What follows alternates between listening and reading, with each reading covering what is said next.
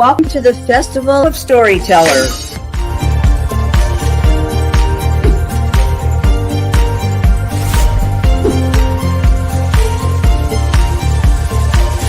I thank everybody that's involved with this process because we know writers need readers and writers need publishers.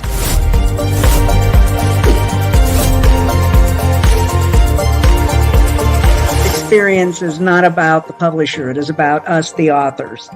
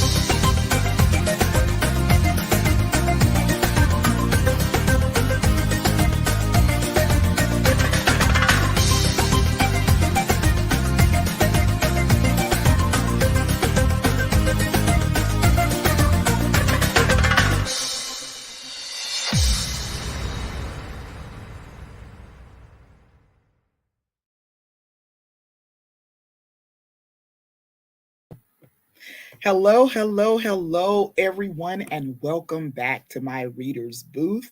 My name is author Ebony Wallace, and I am the author of Even Birds Get Tired of Flying. We welcome you today to the Festival of Storytellers event. If you have not signed up and registered, make sure you go ahead and do that today so that you can catch us all this week and all next week, where we share a plethora of our ideas, our works, our books amongst authors. So today in my author's booth, my topic is change your behavior, change your life. Change your behavior, change your life. So the reason why we're going to go here today is because I had 2 unanswered questions from my booth yesterday. So I had a question from Pauline Adams, and I have it down in the chat, and it says, how do you find the courage or strength to change when comfort feels the safest? I thank her for that question. We're going to be addressing that today with our topic. It flowed so well into where we're going, as well as another question by Riley Miller that asks, what if your goals can't be achieved? How do you encourage yourself or redirect your efforts into another and a new goal? Okay. Hi guys. Hi, Brenda. How you doing today? Chapter 5, day 3. I know, we're in day 3. I'm super excited. So we're gonna talk about this. How do I change my behavior and change my life? So again, I am gonna give us an excerpt from my book, Even Birds Get Tired of Flying, Walk Until You're Able to Fly. So when we think about this change in our life, this is one of those things. Hey, Timothy, how are you doing? Great to hear from you again, too. Love to chat with you guys. I'm in the office today, so things look a little bit different. So when we think about changing our life, right, we want to think about it as a continuum, okay, not as a place that's fixed, okay? So if we took a continuum like good, better, best, okay, where you stop on that continuum is ultimately your choice. Hey, Ivan, thanks for that. I look forward to talking with you guys today. Hopefully you can get some nuggets as well. So if I'm thinking about this continuum of good, better, best, it is ultimately my choice where I land, right? So I can land on bad, fair, good, better, best, wherever I want to land. That's up to me. I can move in either direction. However, most times and most people, we aim for good.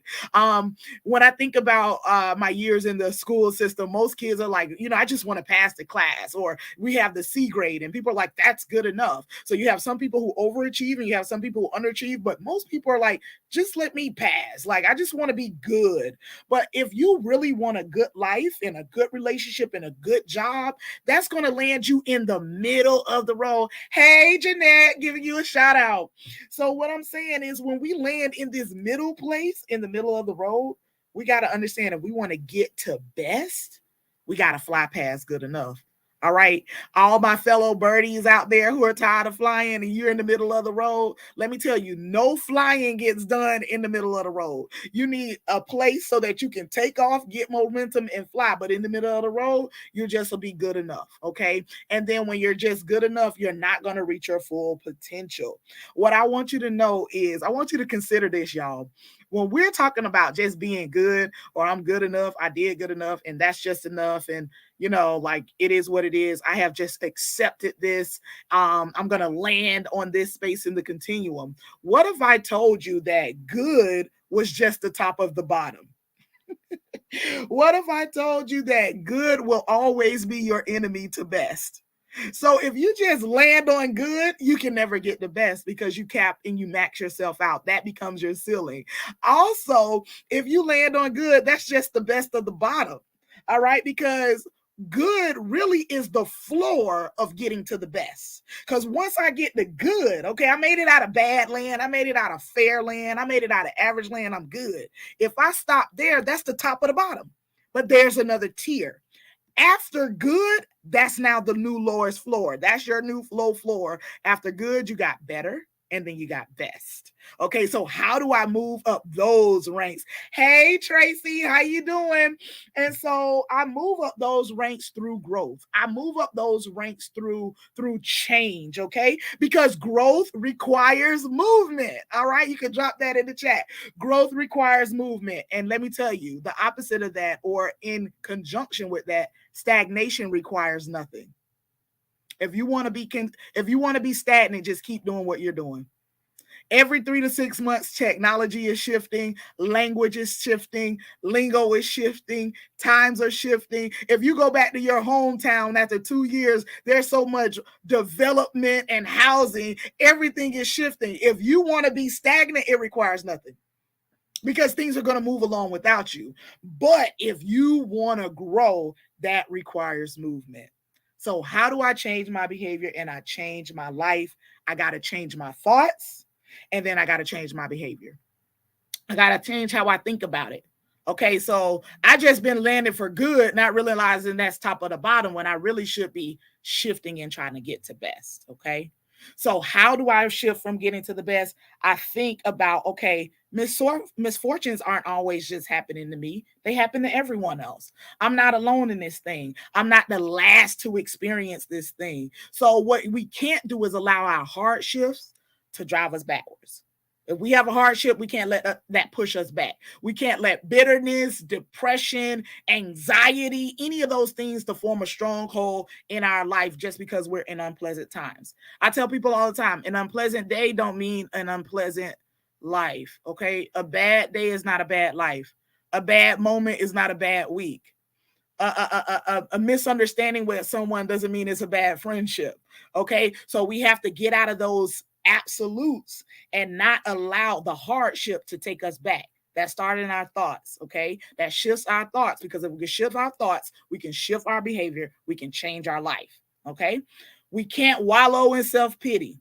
We can't continue to regurgitate past experiences, because it's going to cause us to live amongst the tombs, amongst the dead things. If we keep bringing it back up, it keeps being fresh. Okay, there are some things you just got to let it die out. And once it die out, don't go back and resuscitate it. All right, you just leave it where it is so that you can grow and move forward till you're at a place where it doesn't take you all the way back down.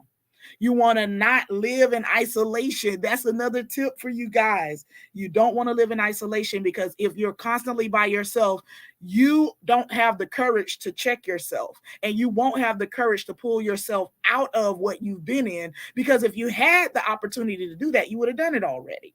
If you could have moved yourself from good to best, you would have done it already. So when you get in isolation, you are the judge, the jury, you are the executioner, you're everything in that space. So you don't have the opportunity to let the light of someone to shine in, okay? Mary just commented, if you want to succeed in life, you have to accept change and change what, come on, sis, you got to accept change. Yes, Kmart was really cool, but they're being downsized. I love Blockbuster back in the day, but guess what? Now we have Netflix, and by the time my kids get grown, there probably won't be any Netflix. So things are always changing. They're always shifting. Our job is to become relevant in the world that we're living in by being able to shift with it. So that's why we can't entertain thoughts like, well, that's just the way I am. I've always been like this. My mom was like this, and I'm just going to keep staying like this, and you're going to get left. Anytime I hear people that are so married to what I have always done, they run the risk of their pride trapping them in a place they can't get out of. Okay, Kenneth just stated change doesn't necessarily mean you have to become someone else. It just means reacting fully to the world around you. Yes, Kenneth, I love that because it leans into what we talk about being present, okay? Because when I'm present, that means I'm really taking in everything that's going on around me. If we look at the animal kingdom, they have the law of the survival of the fittest, right? So it's one of those things where when resources become slim, they have to adapt. When the climate changes, the animals have to adapt if they want to survive. And just like with us, we don't have to become a whole new person. I just want to be my best self. I keep saying that throughout this thing. If I want to get to the best me that I can be, I'm not throwing away my core elements of what makes Ebony Ebony. But those things that are limiting me, those things that are putting yokes around my neck, those things that are causing me to be left behind, I may want to go back and self-reflect and look at those things to see what I can maneuver. Bob Montgomery just stated the key to staying grounded while acknowledging the fact that the world moves forward. That is key as well because you have your core values. You know what makes you you. However, as the world moves forward, there are some things that are not going to go with it.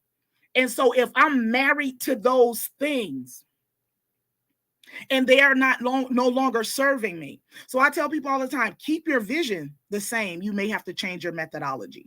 Okay. So it may not be the vision. The vision may be fine. It just could be your methods. You may have written a book like I have, and the book may be amazing. However, your method was, I'm just going to sell it to family and friends. And your core value may be, I like family and friends. I want to share with family friends. After you share this with family and friends, after a while, people may say, you may need to get this out to other people. This could benefit someone else. And they may give you a new method for your vision of writing the book. They may say, you know what, you may want to join a group. You may want to get in a book fair. You may want to do this. It does not change who you are or the book that you wrote. Your methods have now changed. So rather than just bringing your books to the family reunion, the cookout, or Christmas dinner, you're now taking your book to a book fair. Or some of you, you're looking at me, you're meeting me for the first time through a virtual book fair. You may have never seen me before, but because you came to this place, you were able to find me. But I also had to find this place just like you had to find this place. So again, like we talked about 2 days ago, if we want to flip the coin, we have to flip it through new experiences and new exposures, because new experiences and new exposures help us to shift or to change. My core values always stay the same. I'm going to be about family. I'm going to be about community. I'm going to be about shining light to others. And so everything else falls around that. Now, my methods might change. For the first part of my life, I did that in the schools with children every day. For this next part of my life, I do it with adults. Sometimes I do it with strangers. Sometimes I'm doing it at Walmart, in the grocery store. Sometimes I'm doing it in a boardroom. Sometimes I'm doing it on a virtual platform to express a book. But my core values of family, community, and sharing light to the world, that has not changed. So remember, your core may be the same. The world may be changing around you. However, you may want to look at your methodology, because if your methodology is antiquated, you are going to get left behind in this very fast moving world. Okay, Justin just stated, when you keep to yourself, you are expressly stopping yourself from growth. Absolutely. This is one of the things when people come to me for coaching services, I tell them all the time, listen, how long have you been working on this by yourself? It's a great idea. And you've done tons of research and you have a doctorate degree and no one knows about it because this world is interconnected. And if you want to get this really good information out, some of your methods may have to change because you're doing it over here in a silo. And we as humans, we're bred to connect. That's why social media is so wonderful because we get to connect with people and was like, okay, they don't look like me, but we share something in common. And you know what? That could be the basis for a wonderful, positive, and mutually beneficial connection. So being alone and constantly being alone, if that's just your jive, I'm telling you, if you want to accelerate, join with someone else. Find people that are doing what you're doing and watch how quickly you'll be able to advance. Okay. And for some people, that's really hard to do because naturally they don't want to be bothered. And I get that too. Another thing we don't want to do is to allow our hardships to drive us backwards is by playing the victim for too long. This is another thing I see when I'm counseling with a lot of adults. They have some type of traumatic system and they are way past it, but they want to continue to use that experience as the reason why they can't do this or they can't do that, even though they're far removed from it. So I want to admonish you to not play the victim for too long and find ways to change your situation by looking at how far you have come rather than that hurt and trauma that keeps pulling you backwards. So I always like to give questions and give self-checks. Okay, Tracy just said, you speak the truth. Always stay true to yourself, but see the world for what it is. Absolutely. See the world for what it is. There are certain things that this world is doing that I can't get down with. Honey, I can't get down with it. But there are certain things that I'm like, that is a wonderful opportunity. Technology is a really amazing thing. Are there really bad things going on in tech? Absolutely. But are there really amazing things? Absolutely. And so if I focus to only look at, oh my gosh, there's these horrible things going on TikTok, rather than me saying, you know what? I'm not too old. I'm going to get me a TikTok account and I'm going to spread some positivity over there. Because if someone can do something negative, someone can do something positive. Why can't we be the people who rewrite what's done? If we don't like what's happening in our politics, in our local government, why don't you go run? Go put in your application and rally up the troops and go run. It is never too late to change. If you have breath in your body, and a lot of times I really believe that many things get pushed through because there is no resistance. There's no one saying, no, I don't really like that. So it just gets pushed through. But if it is something that you are really passionate about, that you're enthusiastic about, why not? Start that TikTok channel, start that YouTube channel, write a book, go get on the community service of your neighborhood, go run for office, go do all of that. Go do all of those things. Why? Because who's stopping you? The only person stopping you is you. And when you get a hold of that, get it in your thought pattern, it'll change your behavior. It will change your life. I'm telling you, who's stopping you? You. Who is your biggest competition? You. It's you. When you say, okay, you know what? I've been complaining about this. No one is listening. So you know what? Let me put my hat in the race. You know what? No one's going for this job. It's not bothering anyone else. Maybe it's for me to change. That's why it keeps being illuminated to me. Evelyn just said, I never get tired of listening to your bubbly and optimistic demeanor. I hope to learn just a fraction of it. Absolutely. Evelyn, I'm just sitting it through the waves right now. But it comes from our outlook, okay? That is true indeed. While we might be victims of circumstances beyond us, we still have work to do to get out of it. Absolutely, Sarah Lynch. We have the work to do. I can't put my work on someone else. I may have been abused. I may have been left. I may have been treated poorly. I may have been frauded. I may have been left in a destitute and dire situation, but I have work to do to get out of that.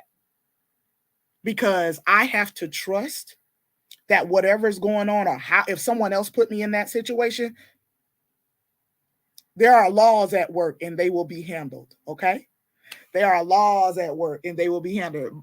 Miss Blender Ballard says the plot twists keep me on the edge of the seat. I never saw them coming. Yes, plot twists are what makes life really exciting. Okay, so I want to get to these questions from yesterday that you guys dropped, because I don't want anybody to think that I'm ignoring questions. I absolutely love questions. So yesterday, Pauline Adams dropped in the chat, how do you find the courage or strength to change when comfort feels the safest? All right. Courage is required in 2024. I'm just going to tell you guys that right now. Courage is required in 2024. My mother will be 70 years old this year. My father is 73. He just had a birthday. And I have these conversations with them often. And, when you get to a certain place, you kind of are like, well, I've kind of done all this. I'm kind of like, I've resigned to where I am. I'm living a great life. My kids are doing well. What's next for me? And should I even go for it, or should I just take this easy way? And one of the things I always say is you're going to need courage, because what courage says is, regardless of what I had before, I need to tap into something new now to push through. Because from a place of courage, I'm going to get to innovation. From a place of courage, I'm going to get to a place of not just innovation, but bravery and boldness. Oh, thank you, Betty. She said the prose is both beautiful and thought-provoking.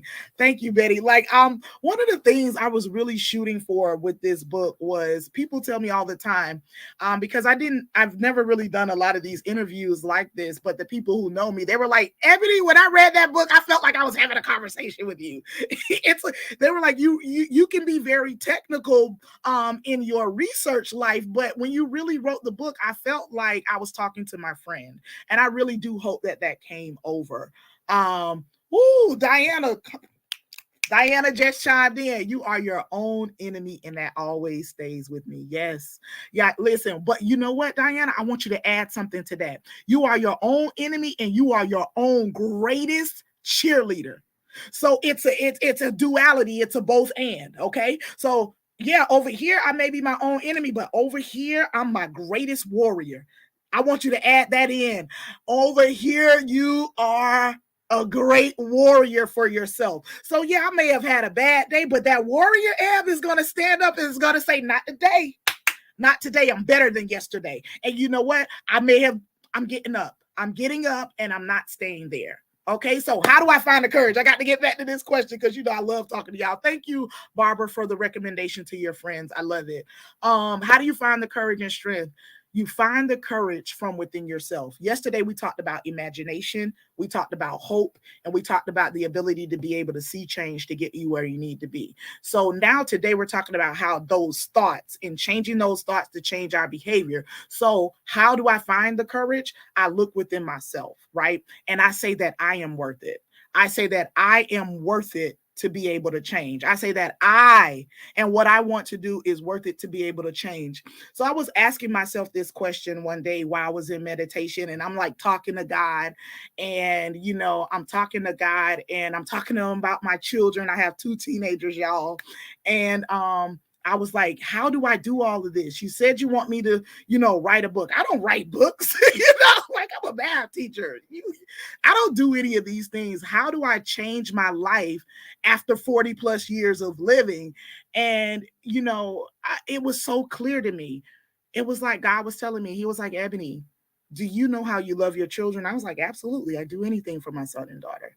He said, do you know how you'll do anything for, them to make it in life? Or, if they want to go to an Ivy League school, you'll take a loan out. If they want to build a house in the desert, you'll be right there, helping them, and you'll do all of this because their vision is so important for you and them being so.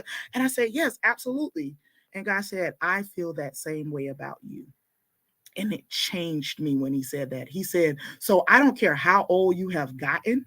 if you're alive, you still have the chance to reach all those things. And just like you would be a willing participant in helping opening every door you can for your children, if you get on the path of the vision that I gave you, I will open every door for you to get there. I don't care how many people wrote a book, I'll spotlight yours. I don't care how many people opened a restaurant, I'll make sure the right critics get to yours. I don't care how many people applied from that job or opened that business. I will make it for you because that's what I am going to do as your father. And I want you to understand it's not too late. So how do I find the strength to change when comfort feels the safest? It's because I know I can't stay here. It's because at this continuum, it's good, but good is the bottom of best. So I have to move out of that. And I know if I move out of that, if I take the first step, I'll be met with God's voice and with his hand to open doors for me, just like I would do for my children. So my next question was from Riley Miller, and it was, what if your goals can't be achieved? Now that's another one. That was a great question. How do you encourage yourself and redirect your efforts into another dream or goal? Okay, so this is something that I would always tell my clients. What happens when one dream dies? Listen, y'all. This lesson did not come easy for me. I had to live this, okay? What happens when one dream dies? Do you die with that dream because it died? Or do you choose to live? So my statement to that is, what happens when one dream dies? You dream another dream. When one dream dies, you can dream another dream. What do I mean by that? You may have had a dream and you are like, okay, I've tried this. I did this. It didn't work. I'm done. So are you done with everything? No, because now when I dream again, I'm not starting from scratch. I'm starting from experience. I'm not starting from scratch. I'm starting from experience. I resigned from my job a couple of years ago. I had a great job with great money because I wanted to start my own business and I wanted to be able to make an impact in that way. So I came out of a system, a school board system, to start my own business as an entrepreneur. And it was off the chain, the things that I ran into.